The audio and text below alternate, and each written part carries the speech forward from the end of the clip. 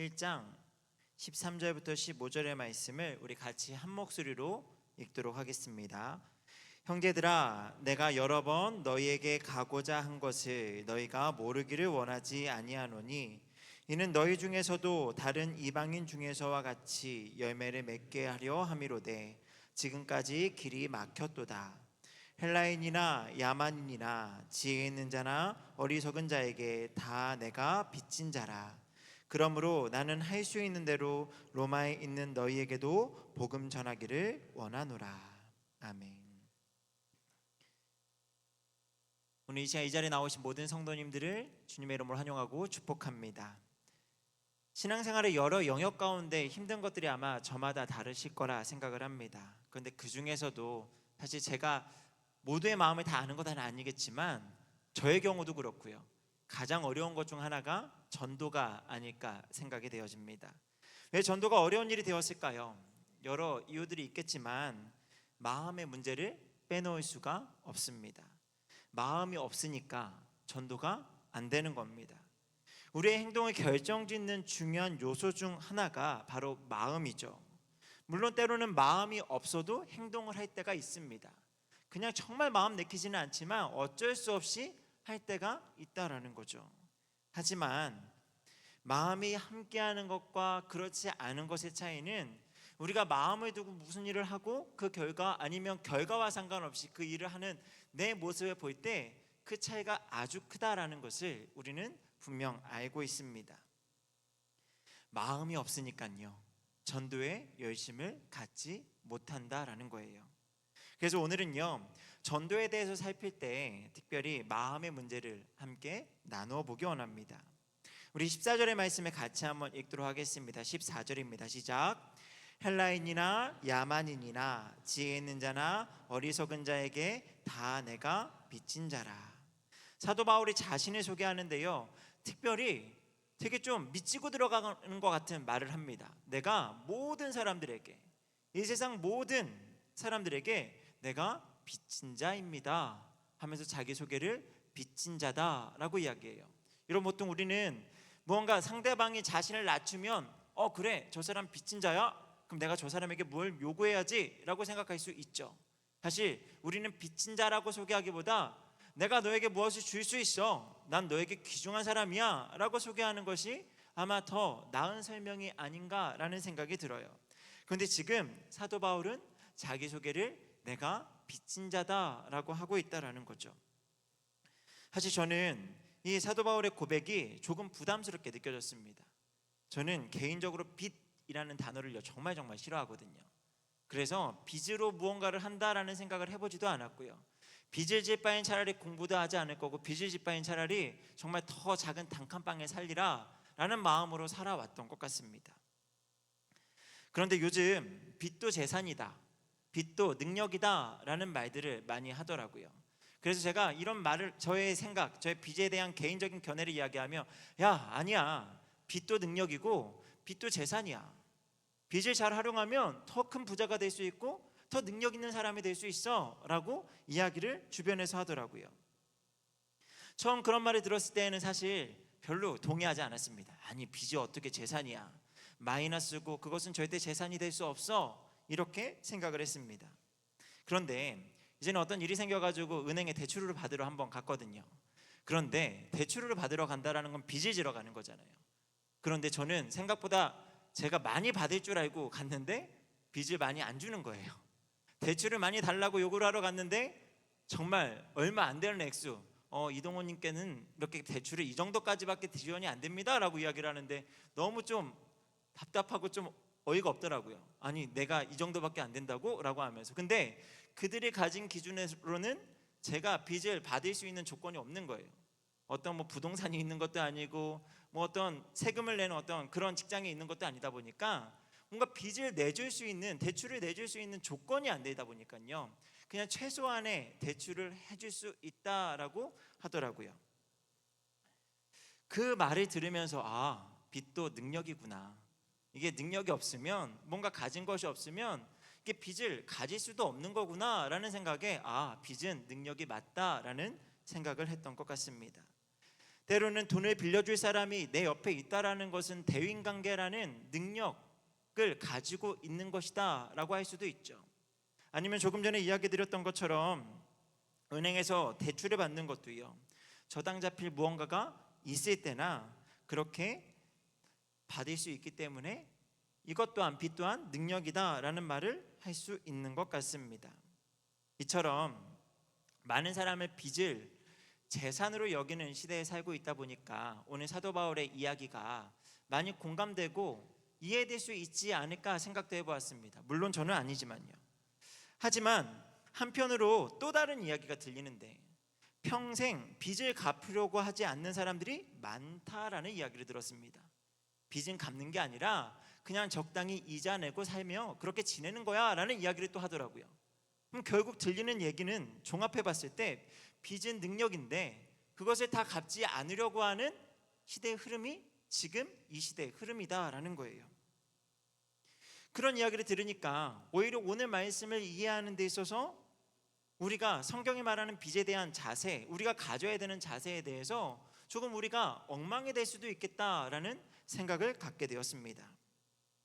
이런 빚진 자라는 단어에는요, 사람이 홀로 살아갈 수 없다라는 것을 전제하고 있습니다. 누군가의 배려와 도움으로 오늘의 내가 있다라는 것을 말한다라는 거죠. 부모에게 빚진 마음을 가졌다라는 것은요, 부모로부터 많은 사랑과 헌신을 받았다, 이것에 내가 마땅히 보답해야겠다라는 마음을 갖는 것, 부모에게 빚진 마음, 이것이 바로 그것이죠. 사회에 빚졌다라고 생각하는 것은요, 사회 공동체로부터 따뜻한 배려와 그런 마음을 느꼈을 때 갖게 된다라는 겁니다. 여기에 조금 다른 거긴 한데, 자식에 대한 빚진 마음을 갖는 부모들도 있죠. 받기는커녕 베풀어 주면서도 더 주지 못함에 대한 무언가 부담을 갖고 살아가게 됩니다. 더 잘해주지 못해서 미안하고, 더 많이 해주지 못해서 무언가 부채에 시달리는 것 같은 마음이 든다라는 거예요. 근데 어찌됐든 주든 받든 이 부채, 빚졌다라고 하는 그 마음은요, 어찌됐든 사랑이 동반되는 그런 마음이다라는 거예요. 적어도 무언가를 내어주거나 무언가를 빌려주거나 할 때에 그런 마음들이 있다라는 거죠. 특별히 부모가 자녀에게 갖는 그런 마음은 더 클 것입니다. 올해 가수 이상민, 연예인 이상민의 이야기가 많이 화제가 되었습니다. 그가 69억이라는 빚을 지게 되었는데요, 보통 69억을 한 개인이 졌다라고 하면 어떤 마음이 드시나요? 저는 물론 그런 빚이 같지도 않았지만 제가 69억이라는 빚을 갖고 있다라고 생각을 하면, 와, 이걸 어떻게 갚지? 그냥 포기하지 않을까 생각도 하게 되었습니다. 이런 경우 많은 사람들이 이를 부정하고요, 회피하려고 하죠. 감당하기 어려운 돈이니만큼 포기할 수 있습니다. 하지만 그는 20년이라는 시간 동안요, 그 모든 빚을 올해가 되어서 다 갚았다라는 거예요. 사실 그 사람이 어떤 사람인지는 다 알 수 없습니다. 하지만 빚에 대하여 그가 보여준 한 가지 모습만은 사실 우리가 본을 받아야 되는 모습이다라고 생각을 합니다. 이 이야기를 들려드린 이유는요, 인간적인 책임감을 가지고도 자신이 진 빚을 해결하려는 사람도 있으니까, 여러분, 우리는 빚을 갚는 사람이 되어야 합니다, 이런 이야기를 드리려고 한 것은 아닙니다. 다만 우리가 갖는 빚진 자의 마음은요, 사실 더 큰 사랑에 기인하고 있다라는 것을 말씀드리고 싶어요. 인간적인 마음으로 갚아야 한다라는 것이 아니라 우리는 너무나 큰 사랑을 받았기 때문에 갚아야 한다, 이것을 전제하는 빚진 자의 마음이다라는 겁니다. 사랑을 품은 부채의식은요, 은혜를 갖기 위해서 기꺼이 행동하게 만든다라는 거죠. 여러분, 하나님에 대한 우리의 빚은 무엇입니까? 하나님의 사랑으로부터 시작된 것입니다. 우리 로마서 5장 8절 말씀을 같이 한번 읽도록 하겠습니다. 로마서 5장 8절입니다. 시작. 우리가 아직 죄인 되었을 때에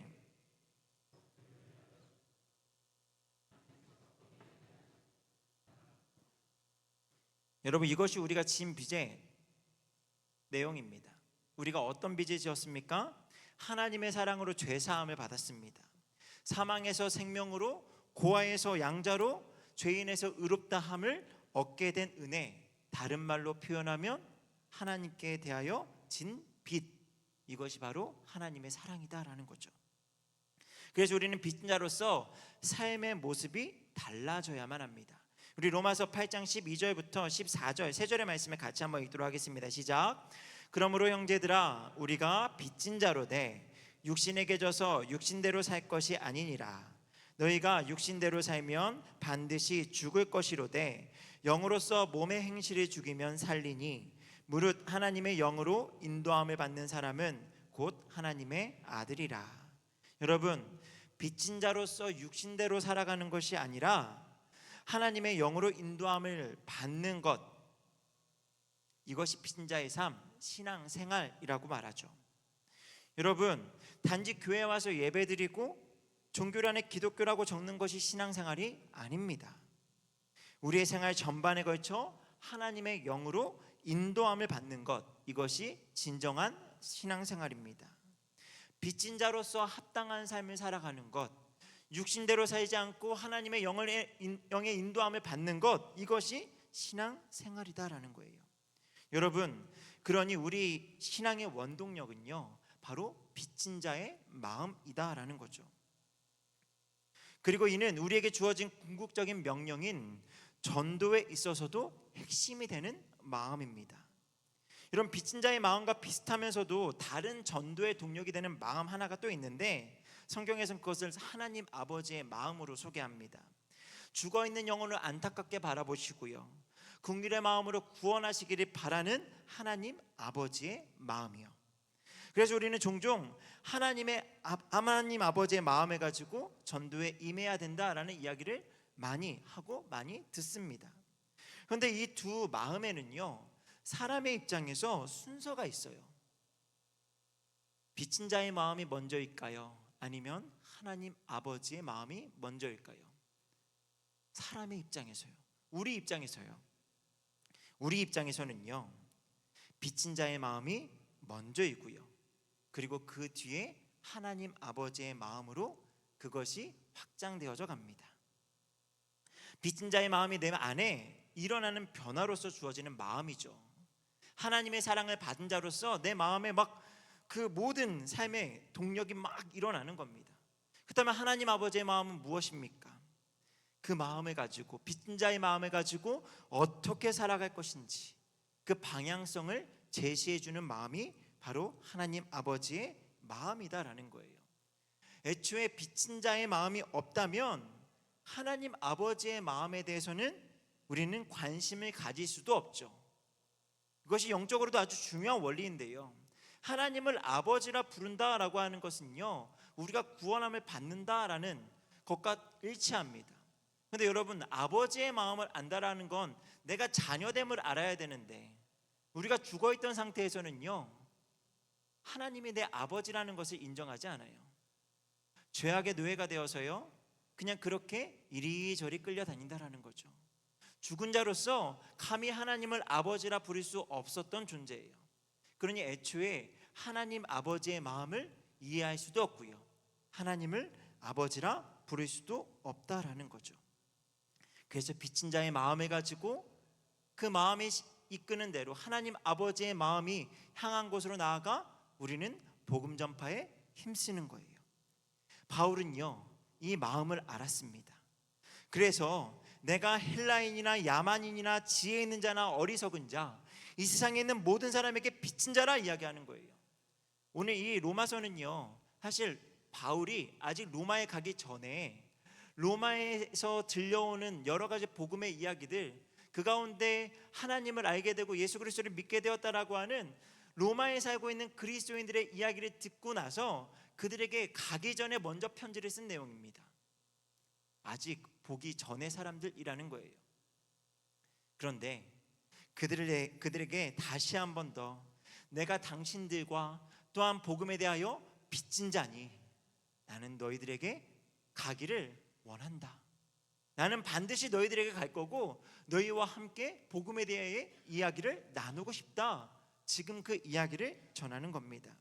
이런 바울이 빚진 자로 표현한 헬라어 오페일레테스라는 단어가 있는데, 이 말은요, 해야 할 의무가 있는 사람 또는 하나님으로부터 죄인으로서 형벌을 받아야 할 사람, 이런 두 가지 뜻을 가지고 있습니다.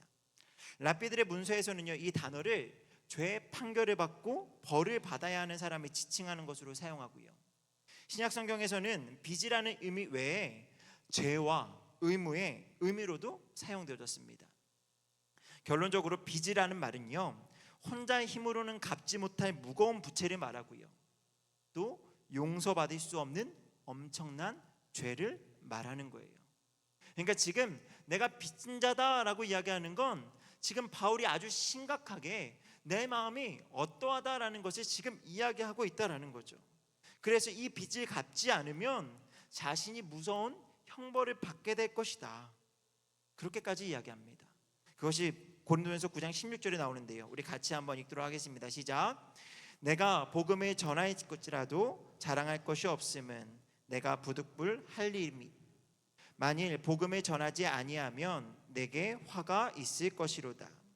바울은 이 빚에 대해서요, 복음을 전하지 않으면 자신이 화를 받아야 할 정도로 아주 심각하게, 아주 무겁게 여기고 있다라고 말하죠.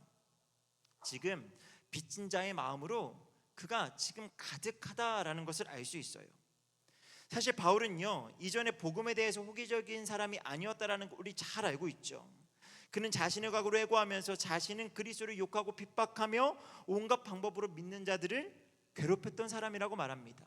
디모데전서 1장 13절의 말씀을 같이 한번 읽도록 하겠습니다. 시작. 내가 전에는 비방자요 박해자요 폭행자였으나 도리어 긍휼을 입은 것은 내가 믿지 아니할 때에 알지 못하고 행하였음이라.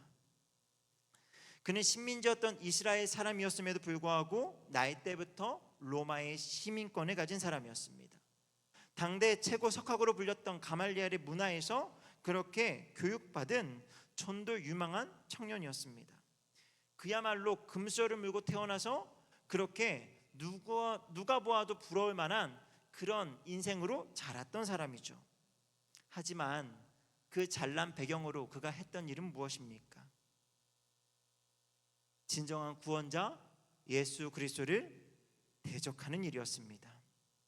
그러던 그가 예수 믿는 자들을 핍박하기 위해서 가는 그 길 도중에 자기가 원하지 않았고 자기가 생각하지 않은 그 정말 핍박하는 그 죄를 일삼으러 가는 그 도중에요, 예수 그리스도를 만나게 되고요, 그의 인생은 정말 전혀 다른 방향으로 바뀌게 되죠.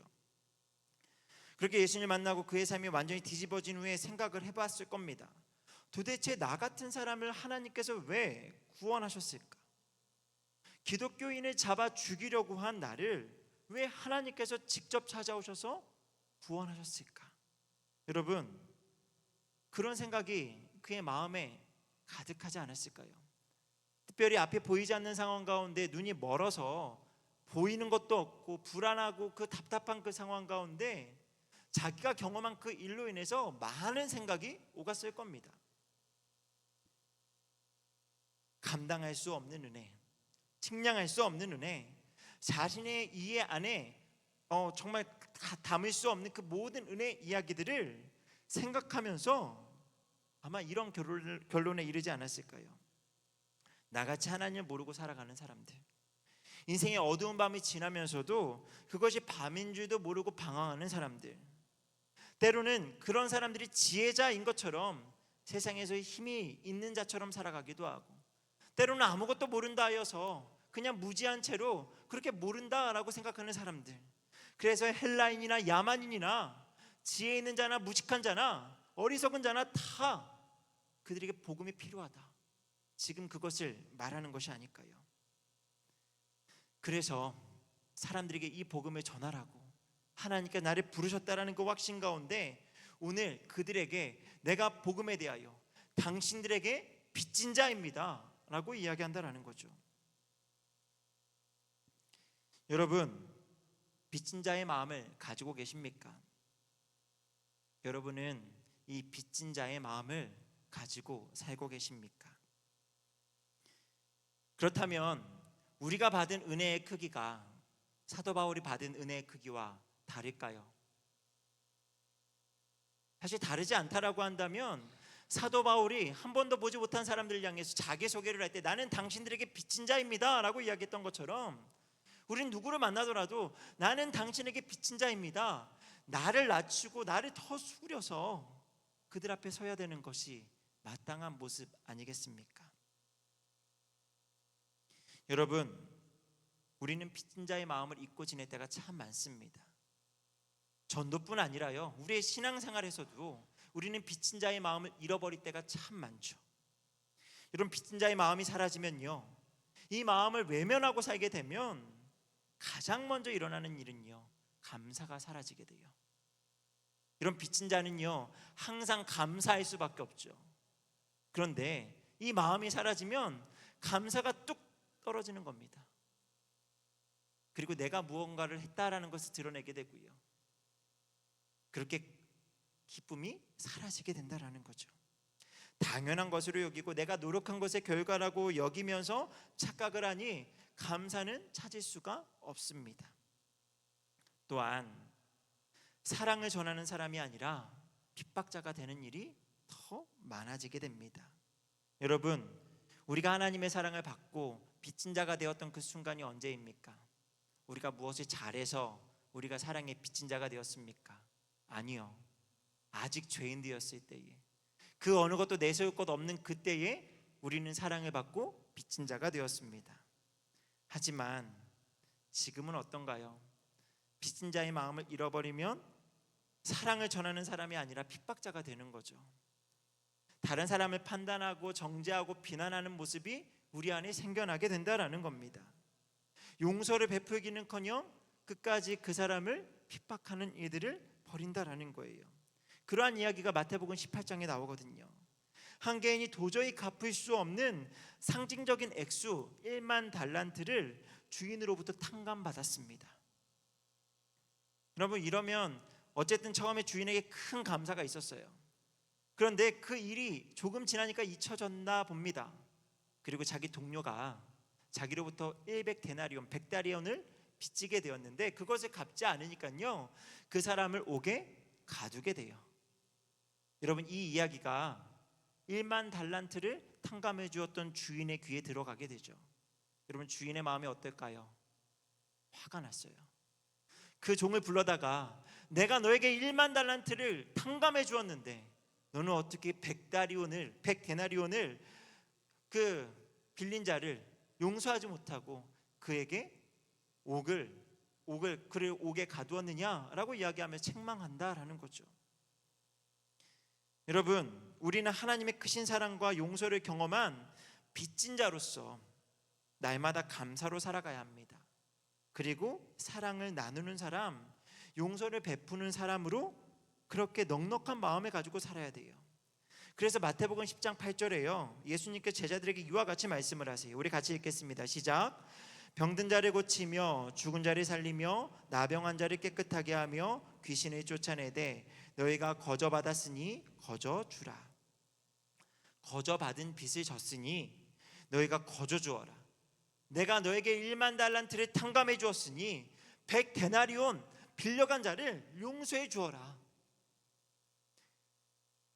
여러분, 이것이 우리에게 주어진 복음 아닙니까? 그리고 이것이 우리가 마땅히 가져야 되는 삶의 모습 아닌가요? 여러분, 빚진 자의 마음을 가지고 복음을 전하는 것은요, 일시적인 행사나 이벤트가 아닙니다. 지금 우리가 이번 한 주 가족사랑 축제를 앞두고 정말 잠시라도 전도하는 것, 이것도 참 칭찬받아 마땅한 일입니다. 하지만 사실 빚진 자의 마음은요, 평생 가져야 하는 거죠. 평생 갚아야 하는 마음입니다. 아니, 평생 갚아도 갚을 수 없기에 우리는 그 마음 안에서 기쁨으로 넉넉한 마음을 가지고 그 마음에 반응하며 살아가야 한다라는 거예요. 아까 잠시 말씀드린 이상민이라는 이 사람이요, 빚을 다 청산하고 다시 재기할 수 있었던 이유는요, 그가 빚을 갚는 캐릭터로 사람들에게 인정을 받았기 때문이라는 한 평론가의 이야기가 있습니다. 그러니까 그가 그렇게 성실하게 빚을 갚고자 하는 그 이미지가 사람들에게 호감이 되었고요. 그것들을 응원하게 되었고, 그러니까 방송 한두 개 출연하던 그 사람이 정말 튀면 나올 만큼 여러 방송에 이렇게 출연하게 되면서 그 빚을 갚아 나갈 수 있게 되었다라는 거예요. 빚을 다 갚게 되었지만 여전히 그 사람에 대해서는 이 수식어가 따라오죠. 빚졌던 사람이었고 빚을 갚았던 사람이었고 그 빚에 대해서 누구보다 잘 아는 사람. 여러분, 사람에 대하여서 성실하게 빚을 갚으려는 그 모습이 인정을 받고 사랑을 받고 있는데, 우리는 하나님께 대하여 받은 사랑의 빚에 대하여 합당한 삶으로 복음을 전하고 우리의 평생 그 빚진 자에 합당한 신앙생활을 올려드리는 것, 이것이 우리에게 있어야 되지 않겠습니까? 구원받는 그 순간에만 빚진 자임을 깨닫는 것이 아니고요, 일생 동안 빚진 자임을 알고 빚진 자로서 합당한 삶을 살아가는 겁니다. 일생 동안 전도자의 삶을 살아가는 거죠. 지역 전도를 하면서 토요일이 되면 같이 말씀을 잠시 나누고 기도하고 찬양하고 그렇게 전도하러 나갑니다. 전도하러 나가서요, 복음을 전하는 것이 생각보다 쉽습니다. 제가 왜 이렇게 말을 할까요? 그냥 나가서 전하면 되거든요. 그냥 가지고 나간 티슈 전하면서 교회 다니세요, 예수님 믿으세요, 전하면 그렇게 준비된 내용 다 하고 돌아옵니다. 그러면 마치 제 마음에 어떤 마음이 드냐면, 숙제 도장 받는 것처럼, 우리 은혜로 기도에 나오면 도장 받는 것처럼, 그래 전도 잘 마치고 왔다, 나 할 도리 했어 라고 해서 전도대를 담당하는 목사로서 무언가 숙제를 마치고 온 느낌이어서 너무너무 홀가분하다라는 거죠. 근데 여러분, 이 마음이 정상일까요? 숙제하려고 다녀오는 겁니까? 너무 쉬웠는데요, 오늘 이번 한 주 이 말씀을 묵상하면서요, 계속 이 말씀을 묵상하면서 참 내가 잘못했구나, 그냥 쉬 다녀오는 것이 아니라 이 빚진 자의 마음을 가지고 정말 한 영혼이라도 주께로 돌아올 것을 간절히 소망하면서 내가 그렇게 나아갔어야 하는데, 그냥 잠시 30분 1시간 그렇게 잠시 내가 할 일 했다라고 이야기해도, 그렇게 사람들에게 이야기하면 목사님 정말 대단하십니다, 전도를 하다뇨, 그런 이야기 들으려고 나가는 것이 아니다라는 거죠.